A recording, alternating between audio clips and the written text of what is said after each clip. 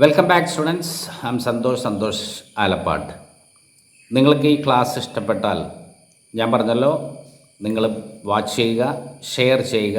അതുപോലെ logistic secrets എന്ന book നിങ്ങൾ വാങ്ങിച്ചു വയ്ക്കുക. അതിൻ്റെ പ്രൈസ് നിസ്സാര പ്രൈസാണ്, അത് ഞാൻ പറയുന്നില്ല. അപ്പോൾ ഇന്നത്തെ ക്ലാസ് എന്ന് പറയുന്നത് what if the entire consignment rejected by municipality. ഇപ്പോൾ ഒരു 1000 കാർട്ടൺസ് വന്നു, ഏതെങ്കിലും റീസൺസ്, ഒരു പക്ഷേ കളറ് അല്ലേ, ഫുഡ് കളർ അവിടെ ബാൻ ചെയ്തതായിരിക്കാം, അതല്ലെങ്കിൽ ക്വാളിറ്റി മോശമായിരിക്കും, സ്പോയിൽഡ് പ്രൊഡക്റ്റ് ആയിരിക്കാം. അപ്പോൾ എൻറ്റയർ കൺസൈൻമെൻറ്റ് റിജക്റ്റ് ചെയ്യുകയാണെങ്കിൽ what we have to do. ഈ റിജക്ഷനിൽ 2-3 റിജക്ഷൻസ് ഉണ്ട്. ഒന്ന് കണ്ടെയ്നർ അല്ലെങ്കിൽ കൺസൈൻമെൻറ്റ് വരുമ്പോൾ സം പീസസ്, അത് നമ്മൾ എന്താ ചെയ്യാന്ന് വെച്ചിട്ടുണ്ടെങ്കിൽ ആ പീസസിനെ മാറ്റി വെച്ച് അതിൻ്റെ ഡീറ്റെയിൽസ് നമ്മുടെ മാനേജ്മെൻറ്റിന് കൊടുത്ത് അവരത് സപ്ലയർക്ക്, പ്രിൻസിപ്പൽ കമ്പനീസിന് അയച്ചു കൊടുത്ത് അതിൻ്റെ കോമ്പൻസേഷൻ വരുത്താം. ഒന്നല്ലേ അത് പ്രൈസിൽ നിന്ന് റെഡ്യൂസ് ചെയ്യാം, അല്ലെങ്കിൽ നെക്സ്റ്റ് കൺസൈൻമെൻറ്റിൽ അത് മെറ്റീരിയൽ അയച്ചിട്ട് കോമ്പൻസേറ്റ് ചെയ്യാം. പിന്നത്തെ വരുന്നതാണ് അതിനെ പാർഷ്യൽ കൺസൈൻമെൻറ്റ് ഡാമേജ് എന്നൊക്കെ ആയിട്ട് നമുക്ക് പറഞ്ഞിട്ട് റൈറ്റ് ഓഫ് ചെയ്യാം. രണ്ടാമത് വരുന്നതാണ് ഈ ഫുൾ കൺസൈൻമെൻറ്റ് നമ്മൾ റിജക്റ്റ് ചെയ്യപ്പെടുമ്പോൾ. അപ്പോൾ ഫുൾ കൺസൈൻമെൻറ്റ് റിജക്റ്റ് ചെയ്യുമ്പോൾ നമ്മൾ ആദ്യം തന്നെ ചെയ്യേണ്ട ഒരു കാര്യമാണ് ഇമ്മീഡിയറ്റ്ലി നമ്മുടെ സ്വന്തം കമ്പനീനെ നമ്മൾ ഇൻഫോം ചെയ്യുക. അതായത് ടോട്ടൽ ക്വാണ്ടിറ്റി ആണെങ്കിൽ ടോട്ടൽ ക്വാണ്ടിറ്റി, പാർഷ്യൽ ക്വാണ്ടിറ്റി ആണെങ്കിൽ പാർഷ്യൽ ക്വാണ്ടിറ്റിയുടെ ഡീറ്റെയിൽസ് എടുത്തിട്ട് ഇത്ര കാർട്ടൺ ഇത്ര പീസസ് എന്നുള്ള രീതിയിൽ നമ്മുടെ കമ്പനിക്ക് ഒരു ലെറ്റർ കൊടുക്കുക. ഇനി എൻറ്റയർ കൺസൈൻമെൻ്റ് ആണെങ്കിൽ, അല്ലെങ്കിൽ ഹാഫ് ഓഫ് ദ കൺസൈൻമെൻ്റ് ആണെങ്കിൽ മാനേജ്മെൻറ്റിനെ അറിയിച്ചതിന് ശേഷം within 12 hours of consignment arrival, consignment വന്നതിന് ഒരു 12 മണിക്കൂറിനുള്ളിൽ നമ്മൾ മുനിസിപ്പാലിറ്റിക്ക് ഇൻഫോം ചെയ്യണം. ഇത് നമ്മൾ ഇൻഫോം ചെയ്യുമ്പോൾ നമ്മുടെ മാനേജ്മെൻറ്റ് എന്താണ് ചെയ്യുകയെന്ന് വെച്ചിട്ടുണ്ടെങ്കിൽ ഒരു ലെറ്റർ ഡ്രാഫ്റ്റ് ചെയ്യും. അത് അയക്കുന്നത് സപ്ലയർക്ക് അയക്കും, പിന്നെ ഷിപ്പിംഗ് ഏജൻറ്റിന് അയക്കും, അതുപോലെ തന്നെ ഇൻഷുറൻസ് കമ്പനിക്കും അയക്കും. ഈ 3 പേർക്കും അയച്ച് ഇൻഷുറൻസ് കമ്പനി വന്ന് ഡയറക്റ്റ് ചെയ്യണ, നമ്മൾ ഡയറക്റ്റ് ചെയ്യണമെങ്കിൽ അവർ ഡയറക്റ്റ് ഇൻഷുറൻസ് കമ്പനി വന്നിട്ട് ആ പ്രൊഡക്റ്റിനെ ഇവാലുവേറ്റ് ചെയ്യും, വാല്യുവേറ്റ് ചെയ്യും, എത്ര ലോസ് ഉണ്ട്, ആസിറ്റീസ് എത്ര ക്വാണ്ടിറ്റി ഉണ്ട്, ഈ ലെറ്ററിൽ പറഞ്ഞതൊക്കെ കറക്റ്റ് ആണോ എന്ന് നോക്കിയിട്ട് വാല്യുവേറ്റ് ചെയ്തിട്ട് അതിൻ്റെ കോമ്പൻസേഷനുള്ള പരിപാടി നടത്തും. ഓക്കെ. അപ്പം നമ്മൾ ഈ ലെറ്റർ അയക്കുമ്പോൾ അത് content of the letter, what are the content of the letter, ആ ലെറ്ററിൽ എന്താണ് മെയിനായിട്ട് ഉൾക്കൊള്ളിക്കേണ്ടത് എന്ന് വെച്ചാൽ റീസൺ ഓഫ് റിജക്ഷൻസ് എന്താണ്, സ്പോയിലാണോ, ഡാമേജ് ആണോ, സ്മെല്ലാണോ എന്നുള്ള റീസൺ, പിന്നെ number of pieces or cartons affected, 3 was it insured, അത് ഇൻഷുറൻസ് ചെയ്തിട്ടുണ്ടായിരുന്നോ എന്നുള്ളതാണ് ഈ ലെറ്ററിൽ നമ്മൾ മെയിനായിട്ട് വയ്ക്കേണ്ടത്. അപ്പോൾ ഇൻഷുറൻസ് നമ്മൾ ഇൻഷുർഡ് അല്ല എന്ന് വെച്ചിട്ടുണ്ടെങ്കിൽ അത് കോംപ്ലിക്കേഷൻസ് വേറെ രീതിയിൽ പോകും അല്ല, അതിൻ്റെ ഇൻഷുറൻസ് എമൗണ്ട് കിട്ടാൻ ചാൻസ് ഇല്ല, അല്ലെങ്കിൽ ആരാണ് ഇൻഷുറൻസ് അവർക്ക് കിട്ടി, പിന്നെ അതിന് ശേഷം അത് ഡിസ്ട്രിബ്യൂട്ടർക്കോ ഇമ്പോർട്ടർക്കോ അല്ലെങ്കിൽ എക്സ്പോർട്ടർക്കോ കൊടുക്കുന്ന ഒരവസ്ഥ. അപ്പോൾ ഈ 3 റീസണാണ് നമ്മൾ ആ ഡോക്യുമെൻറ്റിൽ കാണിക്കേണ്ടത്. ഓക്കെ.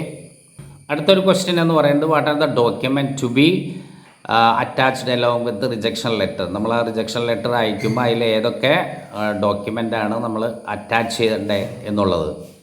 അപ്പോൾ അതിൽ വരുന്ന മെയിൻ ഡോക്യുമെൻറ്റ്സ് എന്ന് പറയുന്നത് നമുക്ക് ബിൽ ഓഫ് ലേഡിങ് അല്ലെങ്കിൽ എയർവേ ബില്ല്, അത് മസ്റ്റായിട്ട് വേണം, പാക്കിംഗ് ലിസ്റ്റ് വേണം, പ്രൊഫോമ ഇൻവോയ്സ് വേണം, പിന്നെ ഒറിജിനൽ വാല്യൂ ഉള്ള കമേഴ്ഷ്യൽ ഇൻവോയ്സ് ഡയറക്റ്റ് സെപ്പറേറ്റ് അയച്ചു കൊടുക്കും, അല്ലെങ്കിൽ അവരുടെ കയ്യിൽ ഇതുണ്ട്.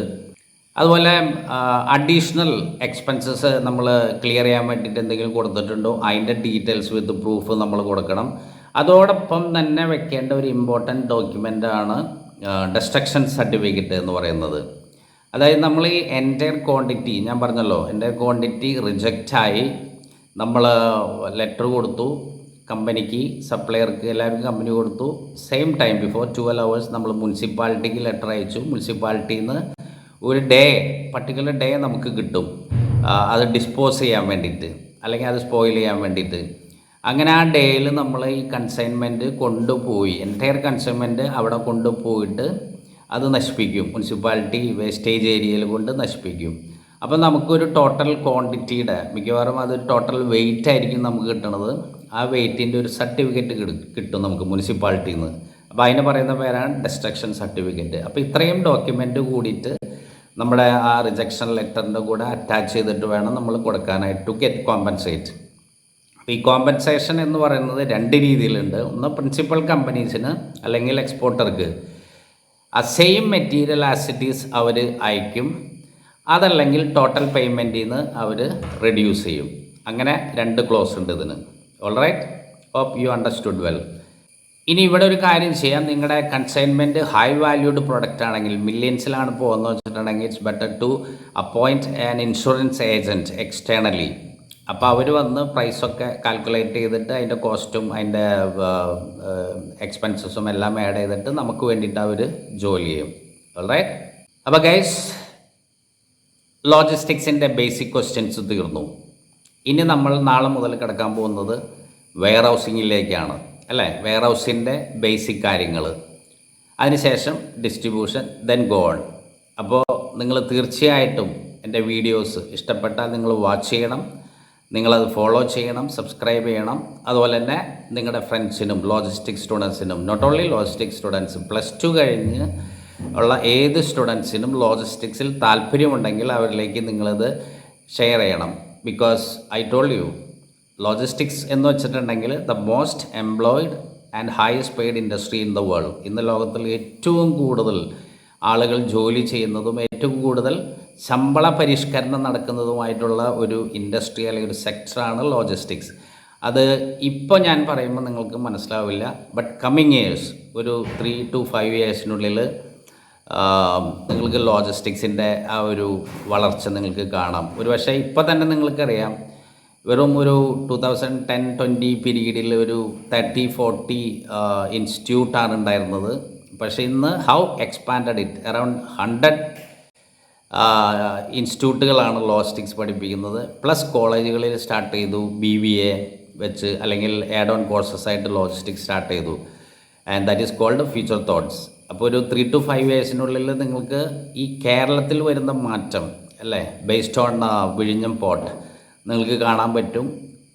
ലോജിസ്റ്റിക്സ് ഇൻസ്റ്റിറ്റ്യൂട്ടുകൾ മാത്രമല്ല, warehousing companies, distribution companies, logistics companies, supply chain companies, അങ്ങനെ ഒരു കേരളത്തിൻ്റെ ഈ അറ്റം തുടങ്ങി അങ്ങേയറ്റം വരെ, പ്ലസ് അന്യ സംസ്ഥാനങ്ങൾ, അതായത് തമിഴ്നാട്, കർണാടക, ഈ ഏരിയയിലൊക്കെ നിങ്ങൾ ലോജിസ്റ്റിക്സിൻ്റെ